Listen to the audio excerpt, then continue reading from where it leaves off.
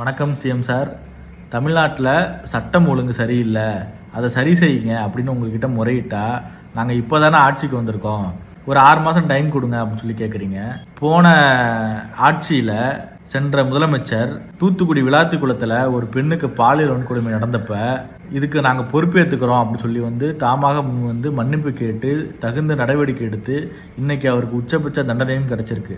ஆனால் உங்கள் கட்சிக்காரன் தூத்துக்குடியில் உங்கள் கட்சிக்கார பொண்ணையை கூட்டிகிட்டு போய் அந்த பொண்ணை பாலியல் வன்கொடுமை செஞ்சுருக்கான். இதுக்கு நீங்கள் கண்டனம் தெரிவிச்சிங்களா, மன்னிப்பு கேட்டீங்களா, பொறுப்பு எடுத்துக்கிட்டீங்களான்னா எதுவுமே கிடையாது. ஏன்னா உங்களுடைய ஆட்சியில் உங்கள் கட்சிக்காரங்களும் உங்கள் பேச்சை கேட்கறது கிடையாது, காவல்துறையும் உங்கள் பேச்சை கேட்கறது கிடையாது, உங்கள் கட்டுப்பாட்டுலையும் கிடையாது. இதை சரி செய்யுங்க அப்படின்னு சொல்லி சொன்னால் நீங்கள் 6 மாதம் வெயிட் பண்ண சொல்கிறீங்க. 6 மாதத்தில் எத்தனை பாலியல் வன்கொடுமை இன்னும் நடக்க போகுது? அப்போ இதெல்லாம் பல வன்கொடுமைகள் நடந்த பிறகு தான் நீங்கள் நடவடிக்கை எடுப்பீங்களா?